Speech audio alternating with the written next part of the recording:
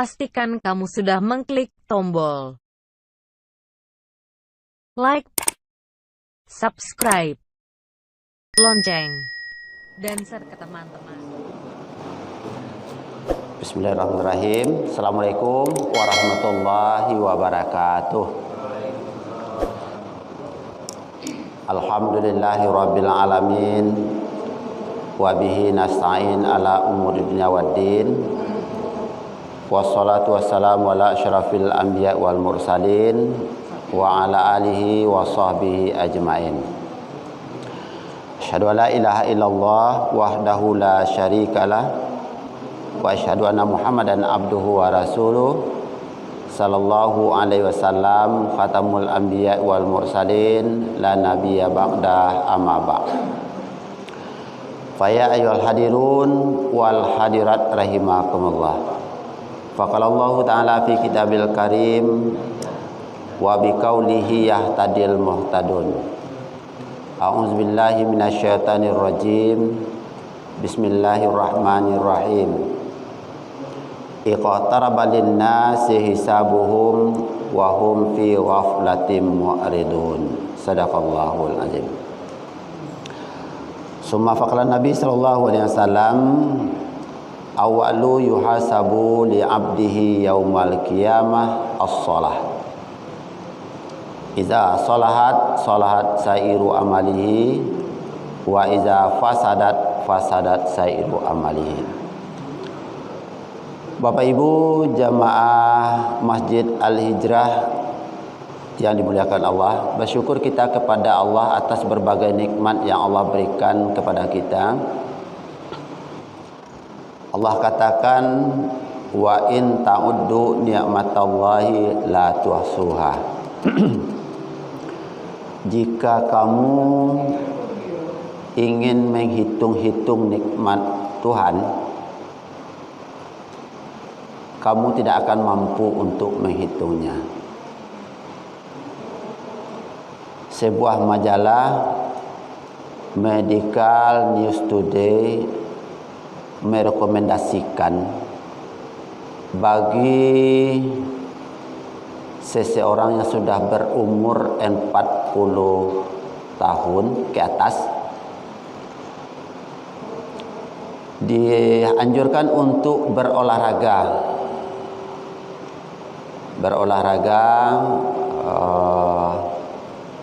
maraton atau lari-lari kecil, Pak. Minimal dalam satu hari itu 60 menit.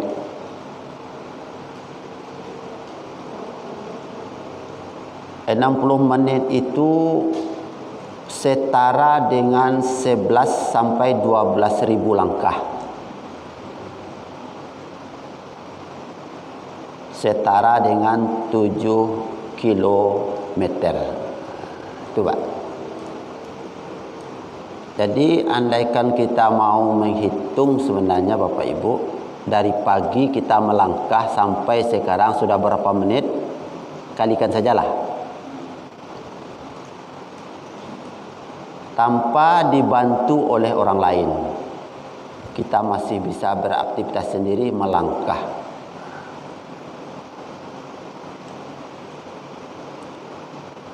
Jadi itu kita syukuri Bapak Ibu. Makanya kita bangun tidur, kita memuji Allah, membaca doa, alhamdulillahillazi ahyana. Terima kasih ya Allah yang telah menghidupkan aku kembali. Kalau kita baca tafsir Al-Misbah Bapak Ibu, dikatakan hidup itu kalau memenuhi 3 komponen.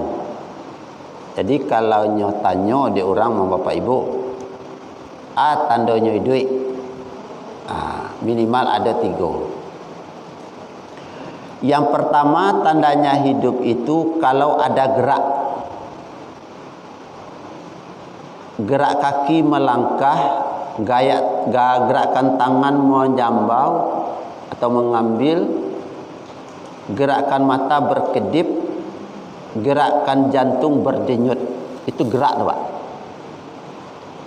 Jadi selagi denyut jantung itu bergerak, menandai kita hidup. Tapi kalau denyut jantung yang sudah tidak bergerak, berarti sudah fast away itu. Pulang kampung.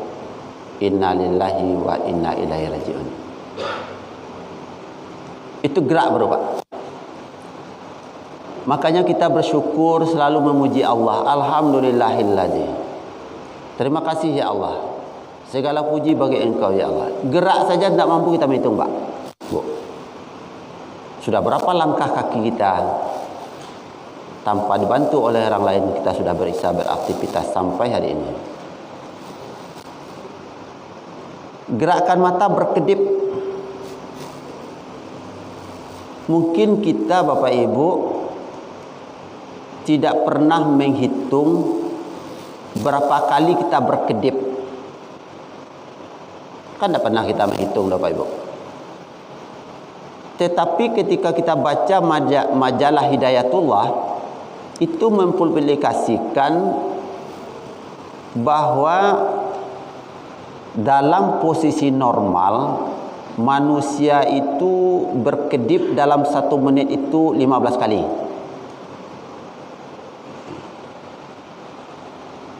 Kalau berkedip itu artinya kami hijau, Bu. Di 15 kali. Apa manfaat berkedip Bapak Ibu? Ketika manusia itu berkedip, maka mata atau bola matanya itu lembab. Ketika bola matanya itu lembab, maka dia bisa melihat cahaya. Ketika mata tidak bisa berkedip, maka mata akan kering. Jangankan melihat matahari, bola lampu saja tidak mampu. Nah, itu Pak.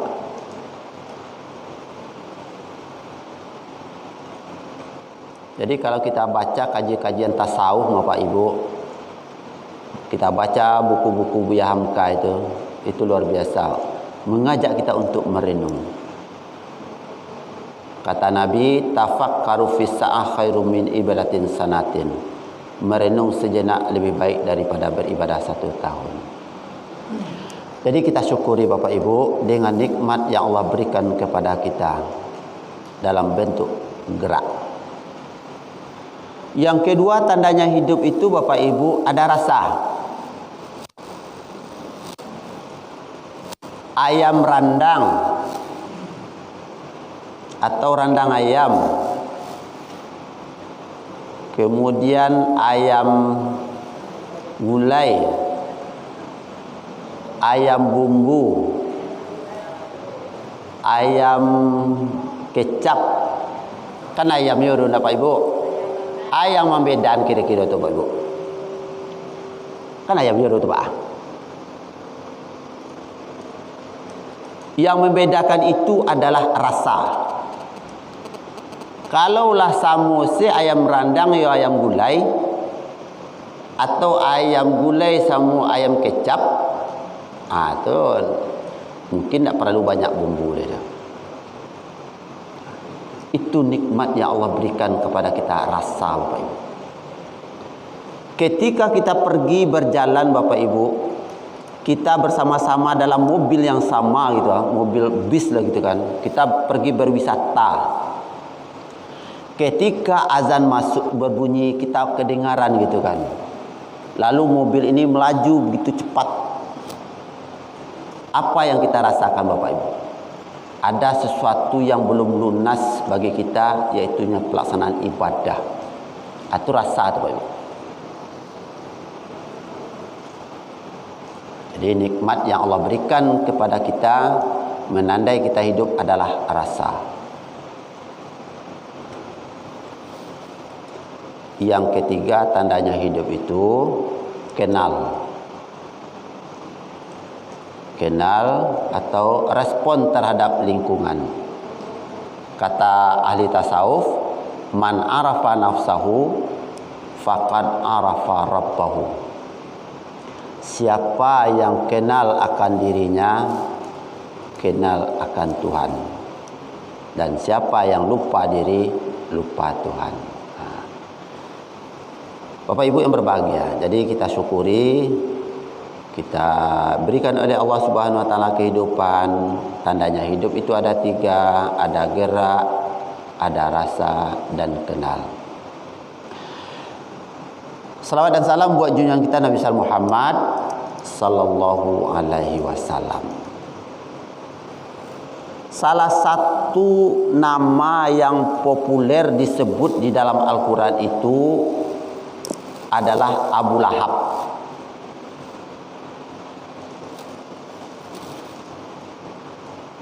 Saking populernya itu diabadikan salah satu surat, namanya surat Al-Lahab. Ya Pak Ibu. Jadi Lahab itu adalah nama seseorang. Dalam sejarah Abu Lahab itu adalah paman dari baginda Rasul. Kenapa disebut di dalam Al-Quran? Segala sesuatu yang disebut di dalam Al-Quran itu pasti hebat, Pak. Pasti hebat.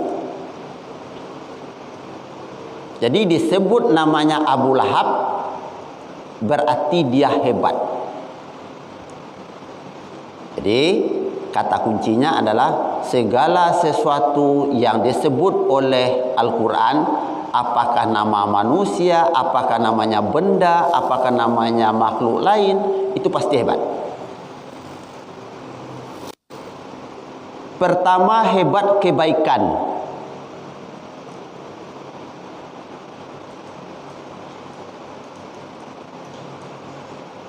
Mungkin Bapak Ibu tidak asing lagi nama sebuah tumbuhan bernama tin dan zaitun. Bahkan diabadikan di dalam Al-Quran. Nama suratnya adalah surat At-Tin. Kenapa nama tumbuhan ini disebut di dalam Al-Quran? Karena hebat.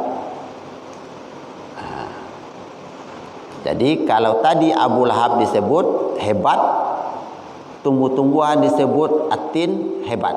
Berarti setiap sesuatu yang disebut di dalam Al-Quran pasti hebat. Kita lihat dulu Abu Lahab. Abu Lahab ini hebatnya adalah hebat kejahatannya, bukan hebat kebaikan. Saking hebatnya kejahatan yang ia lakukan, maka diabadikan namanya di dalam Al-Quran. Apa kejahatannya Bapak Ibu? Hampir tidak ada waktu bagi Abu Lahab ini untuk tidak mengganggu dakwah Rasulullah.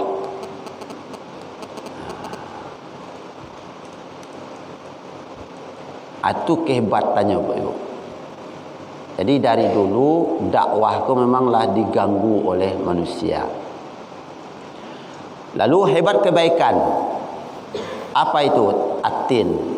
Dalam sejarah Bapak Ibu, di zaman Nabi Nuh itu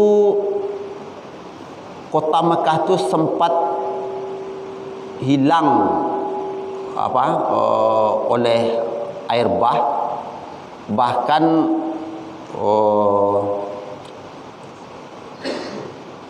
Mekah itu boleh dikatakan lautan ya. Bahkan Ka'bah itu sempat tenggelam. Itu selama 40 hari 40 malam, Pak. Jadi zaman Nabi Nuh itu banjir bandang itu selama 40 hari 40 malam. Terjadi banjir bandang yang luar biasa, kota Mekah itu terendam. Termasuk diantaranya buah tin dan buah zaitun. Nah, saking hebatnya buah tin dan buah zaitun ini Pak Ibu, 40 hari 40 malam terendam, batangnya tidak mati, buahnya tidak busuk. Coba dengan aku tidak sabit rambutan di dalam Al-Quran, karena tidak hebat. Bodoh ndamu itu kan ada rambutan tadi tu, ada rambutan pakai tangkai-tangkai tadi ambu bali, manis, ya kan? Tapi itu hanya 3 hari. Kalau lah hampir hari busuk itu. Buah zaitun luar biasa. Bahkan obat-obat apa namanya itu paten itu diambil dari buah zaitun. Nah, kaitannya dengan kaji kita apa, Ibu? Abu Lahab ini. Abu Lahab ketika beliau sudah meninggal 1 tahun, Bapak Ibu, sudah 1 tahun meninggalnya Abu Lahab, salah seorang perawi hadis bernama Ibnu Abbas bermimpi ketemu dengan Abu Lahab. Dalam mimpi itu Ibnu Abbas bercerita terjadi diskusi atau dialog. Apa dialognya, Pak Ibu? Kata Ibnu Abbas, "Wahai Abu Lahab, bagaimana keadaan kamu di dalam kubur?" Kata Abu Lahab, "Wahai Ibnu Abbas, aku di dalam kubur ini selalu disiksa. Selalu disiksa. Tidak aman aku hidup di dalam kubur ini. Tetapi ada suatu hari yang Allah ringankan siksaan bagiku, yaitu hari Senin." Ditanya oleh Ibnu Abbas, "Kenapa kamu diberikan keringanan siksaan oleh Allah pada hari Senin?" Kata Abu Lahab, "Karena pada hari Senin itu keponakanku lahir yang bernama Muhammad. Orang yang pertama kali menginformasikan tentang kelahirannya itu adalah Suwaibah bin As-Salamah. Saking gembiranya aku lahirnya seorang keponakanku laki-laki, dan informasi itu pertama kali disampaikan oleh Suwaibah. Suwaibah ini adalah seorang budakku, maka ketika itu juga Suwaibah aku merdekakan dia. Karena kegembiraanku tadi, ku merdekakan Suwaibah, itulah keringanan yang ku dapat dari kegembiraan lahirnya Nabi Muhammad tadi." Gitu Pak Ibu. Jadi senang saja lahirnya Nabi, dapat berita lahir Nabi kan, senang dah. Diringankan siksaan oleh Allah dalam kubur. Apalagi kalau awak bersalawat kepada Nabi. Jadi janganlah ragu-ragu Bapak Ibu, janganlah sampili awak untuk bersalawat kepada Nabi. Pokoknya ketika diucapkan nama beliau, maka kita lanjutkan sallallahu alaihi wasallam. Ketika kita bersalawat kepada beliau, insyaallah nanti kita akan mendapat syafaat dari beliau di hari akhir. Bapak Ibu yang berbahagia, pengajian kita pada malam hari ini dimulai dari pepatah Arab, Bapak Ibu. Pepatah Arab katakan, "Ana urid wa antum turid fa'alul lima yurid." Lai tahu Bapak Ibu artinya?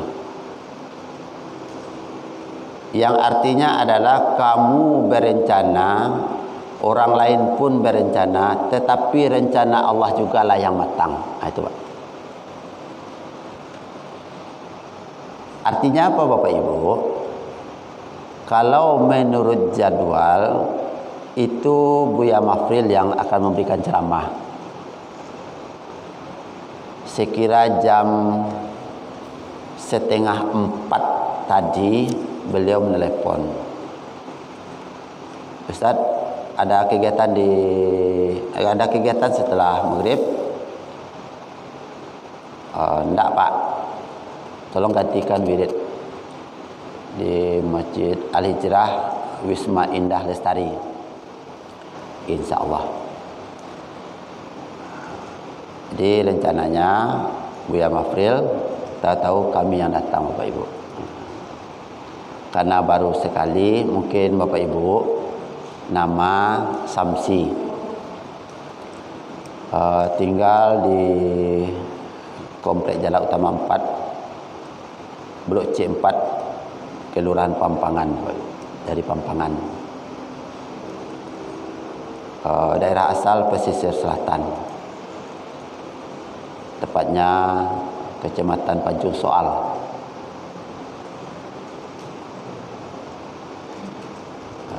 Mungkin itu Bapak Ibu, karena baru satu kali ini baru bertatap muka dengan Bapak Ibu dalam bentuk memberikan tausiah.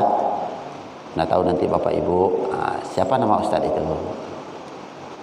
Ustaz Samsi. Saya Bapak Ibu itu alumni Pasca Sarjana IAIN Imam Bonjol. Kalau sekarang kan UIN namanya Pak Ibu. Kalau dulu IAIN namanya. Dulu gedung Pasca itu di Jalan Sudirman. Nah, sekarang di Lubuk Lintah. Ya kan? Kemudian aktivitas sehari-hari sebagai tenaga pengajar di Universitas Putra Indonesia atau UPI. Demikian Bapak Ibu. Mudah-mudahan Bapak Ibu tidak kecewa. Hanya pengganti yang datang yang seharusnya adalah Buya Mafril. Surat yang kita baca tadi Bapak Ibu itu adalah surat Al-Anbiya. Surat Al-Anbiya adalah surat yang ke-21 urutannya di dalam Al-Quran. Ayat yang kita baca tadi ayat yang pertama. Bunyi ayat itu kita ulang Bapak Ibu. A'udzubillahi minasyaitonirrajim. Bismillahirrahmanirrahim. Iqtaraba lin-nasi hisabuhum wa hum fi ghaflatin mu'ridun. Telah semakin dekat kepada manusia hari penghitungan amal baik dan amal buruk, namun sebahagian dari mereka banyak juga yang berlalai-lalai menghadapinya. Kaitannya dengan kajian kita malam hari ini Bapak Ibu. Hari ini Jumat yang kedua bulan Desember 2024. Dari 4 Jumat yang ada. Jadi 2 kali Jumat lain, maka 2024 berakhir. Berarti apa Bapak Ibu? Kita sudah melakukan perjalanan lebih kurang 1 tahun. Maka pada hakikatnya jumlah umur kita bertambah dan hakikatnya kesempatan untuk hidup itu berkurang. Jadi jumlahnya bertambah, jatah berkurang.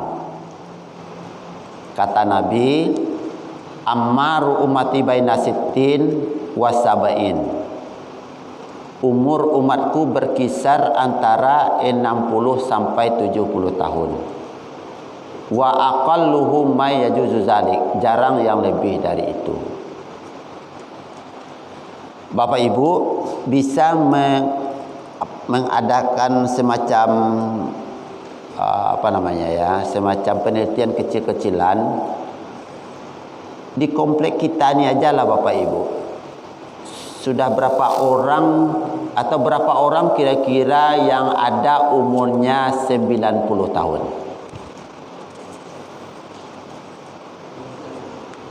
Mungkin boleh dikatakan jarang Bapak Ibu.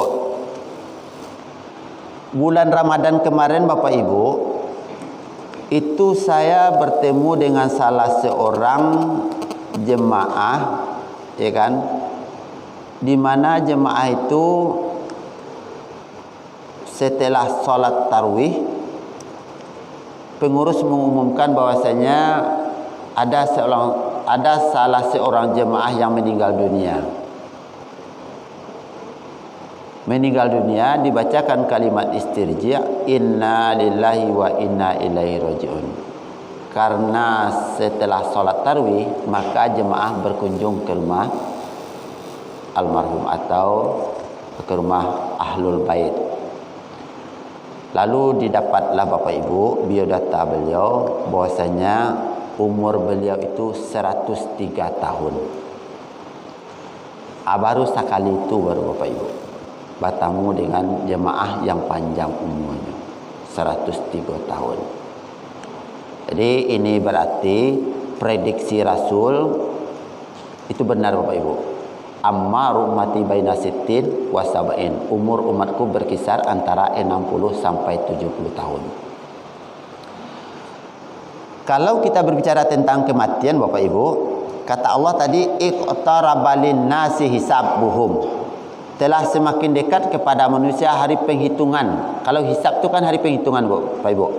Jadi salah satu nama hari kiamat itu nanti Yaumul Hisab. Kalau dalam bahasa kita sering kita dengar di akhir Ramadan itu namanya muhasabah. Jadi muhasabah itu diambil dari kalimat hisab. Salah satu kalimat itu terdapat dalam surat Al-Anbiya ayat yang pertama. Iqtaraba lin-nasi hisabuhum. Telah semakin dekat kepada manusia hari penghitungan amal baik dan amal buruk. Namun sebahagian dari mereka banyak juga yang berlalai-lalai menghadapinya. Nah, kaitannya Bapak Ibu ayat ini kita coba menyampaikan beberapa hadis yang patut kiranya masing-masing individu kita untuk mengevaluasi apa yang disampaikan oleh Rasulullah ini. Yang pertama hadis dari Abu Hurairah. Kata Nabi, awalu yuhasabu li abdihi yaumal qiyamah as-shalah. Pertanyaan pertama nanti di hari kiamat itu adalah tentang solat. Iza solahat solahat sairu amalihi. Apabila ibadah solatnya diterima, maka mengikutlah ibadah-ibadah yang lain. Wa iza fasadat fasadat sairu amalihi. Dan apabila ibadah solatnya rusak, maka rusaklah ibadah yang lain. Nah, Bapak Ibu yang berbahagia, sudahkah kita mengevaluasi bacaan solat kita? Bawa tanya diri awak surang-surang Pak.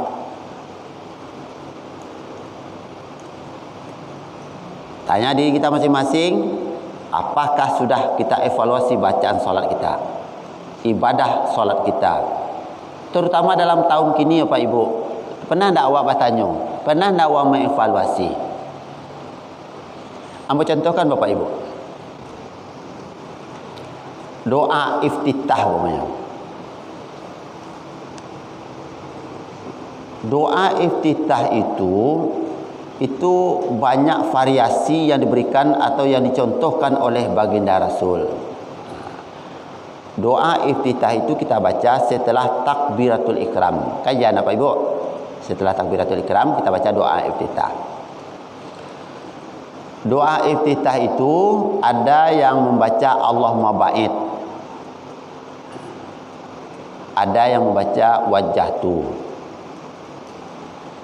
Kalau boleh ambo bertanya ibu-ibu, ibu-ibu doanya Allahumma ba'id atau wajjahtu Ibu? Wajjahtu Ibu? Iya Ibu? Allahumma ba'id. Okey. Apa Pak? Wajjahtu atau Allahumma ba'id Pak? Wajjahtu. Kalau wajjahtu Bapak Ibu, kalau setara dengan anak-anak kita, anak TPQ kan membacanya sampai wa ana minal muslimin. Kayak itu Bapak Ibu.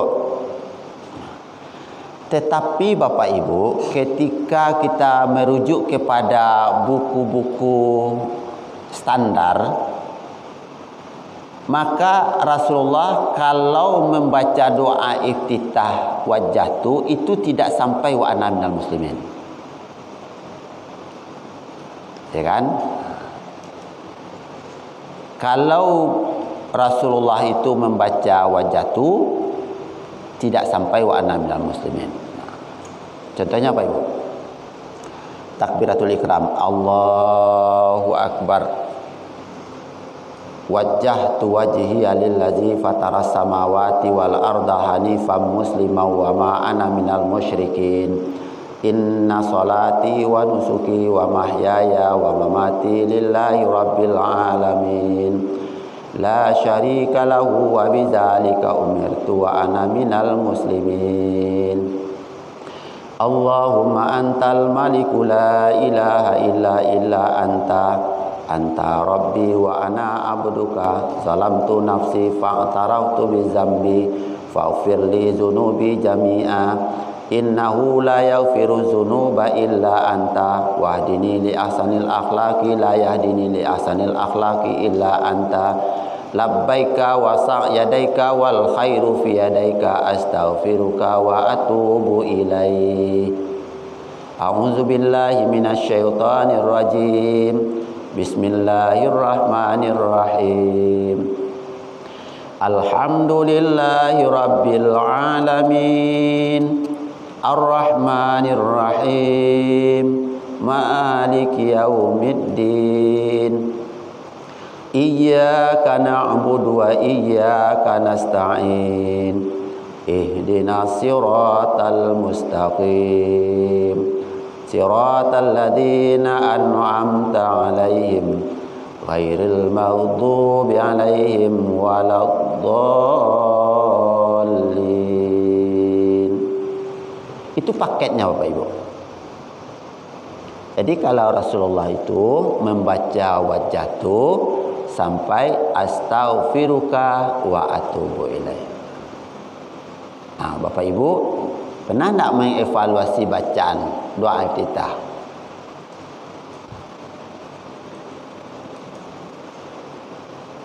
Belum lagi bacaan surat Al-Fatihahnya Bapak Ibu.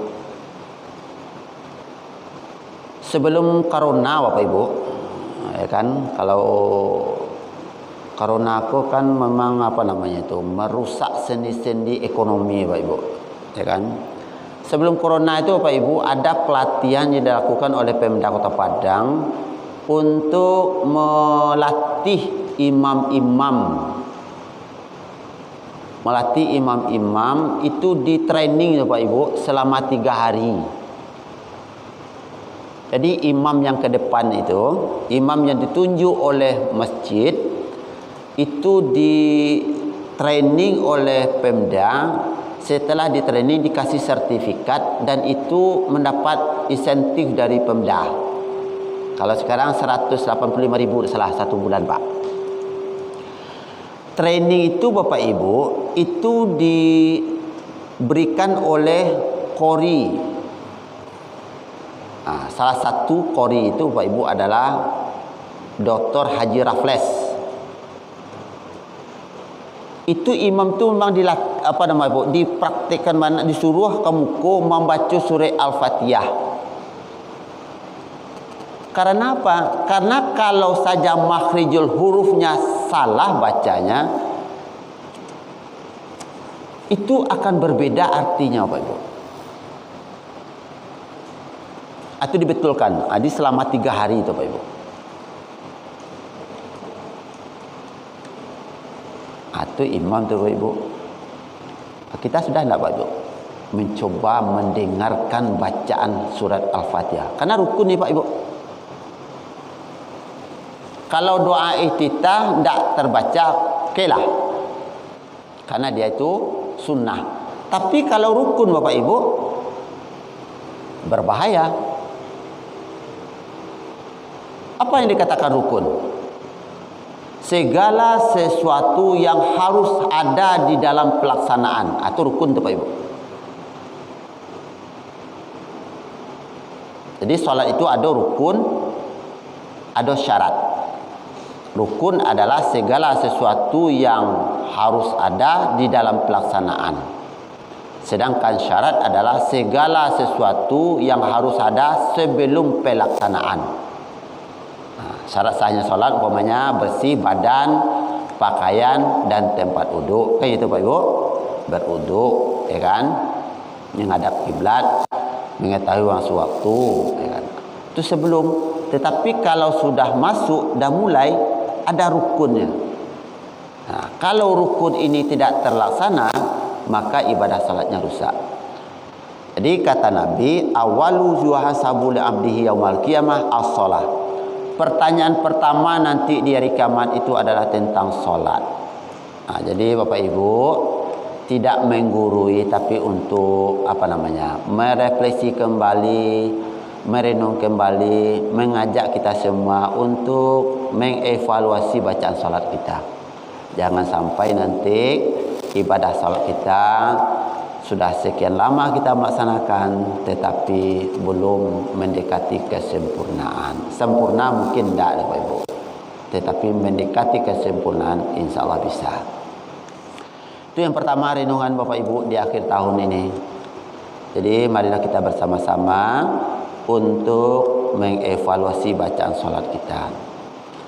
Banyak yang bisa kita minta bantu. Salah satu di antara tadi Bapak mau Pak Ibu, imam kita tadi, karena beliau itu adalah pensiunan dari guru, itu ilmu beliau cukup mumpung untuk bisa kita bertanya. Jadi tidak apa bertanya Pak Ibu, Pak jangan baca salat Pak, minimal agak sekali lah Pak Ibu, ya kan? Pak tanya ke beliau. Kadang-kadang Bapak Ibu kita lihat sajalah tadi anak kita kan main tadi Pak Ibu. Kadang-kadang sedang beraja kan, guru menarangannya pergi keluar, kadang ke WC, kadang mau main keluar. Bekol lah selesai guru menarangan, ya kan, barunya masuk. Ilmu belum dapat dah Pak Ibu. Beko indak dapat kan. Alah tamat tapi indak do mengaji dah do.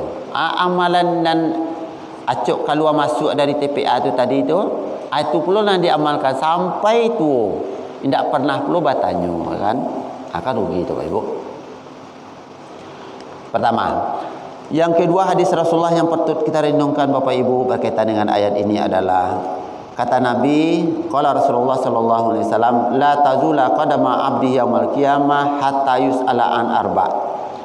Dua kaki seorang hamba nanti di hari kiamat belum akan bergeser dari posisinya hingga ditanyakan kepadanya 4 pertanyaan.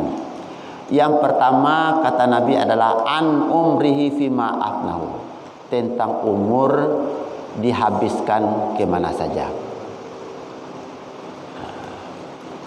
Jadi Bapak Ibu, kalau dilihat Bapak Ibu, mungkin Bapak Ibu sudah pernah mengikuti diinterogasi atau ditanya, ya kan? Kami Bapak Ibu pernah 2 kali mengikuti sidang skripsi dan sidang tesis. Pengujinya itu berenam orang Pak Ibu, awak seorang ya kan. Itu di berbagai disiplin ilmu tu, adonan dari ilmu mantiknya, adonan dari ilmu fikihnya, ya kan. Itu ditanya, titik koma itu ditanya tu Pak Ibu. Kalau tidak lulus tesisnya Pak, tidak lulus sidangnya, diulang balik, turun ke lapangan 7 bulan lagi. Artinya Anda belum lulus, silakan Anda melakukan penelitian kembali ke lapangan. Dikasih waktu biasanya itu 3 bulan Bapak Ibu. Kalau dalam 3 bulan itu tidak juga diselesaikan, kalau ada orang yang menggarap judul yang sama, maka judul Anda gagal. Itu Pak Ibu. Jadi ketika mengikuti sidang itu memang luar biasa groginya Pak Ibu. Apalagi sidang di mahkamah Allah besok Bapak Ibu. Sangat-sangat teliti Bapak Ibu. Jadi mari kita pergunakan umur ini dalam rangka pendekatan diri kepada Allah Subhanahu wa taala. Yang kedua dalam versi hadis ini adalah wa an syababihi fima abluhu. Tentang fisik dipergunakan untuk apa saja. Kaki, tangan, telinga, mata, hidung, kulit dipergunakan untuk apa saja. Itu ditanya oleh Allah Subhanahu wa taala nanti. Yang ketiga dalam hadis ini ditanya oleh Rasulullah, yang disampaikan oleh baginda Rasul adalah wa an malihi min aina tasabah, tentang harta yang kita peroleh dari mana. Wa fima anfaqah, setelah didapat lalu harta itu untuk apa. Coba bayangkan tuh Pak Ibu, andaikan 1.000 saja kita mendapatkan uang itu dari kesalahan menzalimi orang, bagaimana nanti mempertanggungjawabkan itu Pak Ibu? Kini ko Bapak Ibu ada yang trending topik istilahnya, isu yang sangat-sangat apa namanya itu, sangat-sangat hangat, bahkan sampai perguruan tinggi Bapak dan Ibu membuat semacam apa namanya itu, surat integritas, surat perjanjian, ketika melanggar langsung berhentikan Pak, yaitu dilarang keras untuk mengikuti judi online dan pinjol kalau kedapatan itu berhenti Pak. Nah, kalau kita baca di media sosial Bapak Ibu, mudah-mudahan itu tidak benar ya Pak ya, karena media sosial kok kini kok bingung lah Pak, yang mayang apa yang benar itu, yang valid itu Pak itu. Bingung Pak kadang-kadang. Kalau Anda punya orang IT kan enggak bingung ya Pak Ibu. Salah satu pejabat negara mengatakan bahwasanya anggota dewan yang melakukan judi online itu adalah iseng. Mudah-mudahan itu keliru Pak. Kalau itu betul judi itu adalah iseng-iseng, apa pitih nama putah tu Pak. Itu luar biasa tu Pak Ibu, dipertanggungjawabkan nanti di hadapan Allah Subhanahu wa taala. Apalagi kalau sempat menganiaya orang lain. Ya kan? Itu luar biasa Bapak. Jadi marilah kita renungkan Bapak Ibu, kalau ada mungkin harta kita yang mungkin belum bersih, tidak salah kiranya kita untuk berbenah diri untuk membersihkannya. Nah, kemudian yang terakhir dalam hadis ini kata Rasul, yang akan ditanya nanti adalah wa an ilmihi maza amila bih, tentang ilmu didapat dari, tentang ilmu yang diperoleh, lalu ilmu itu untuk apa. Mudah-mudahan ilmu itu ilmu yang bermanfaat. Karena apa Bapak Ibu, orang yang menghadiri, orang yang menuntut ilmu itu luar biasa pahalanya. Kalau dibaca buku Ihya Ulumuddin jilid 1 Bapak Ibu, itu mengutip hadis Rasulullah tentang motivasi bagi orang-orang yang menuntut ilmu. Kata Nabi, hudur majlis alim afdalu min salatin alfin rakaatin. Menghadiri pengajian agama, majlis orang-orang alim lebih baik daripada salat sunat 1000 rakaat.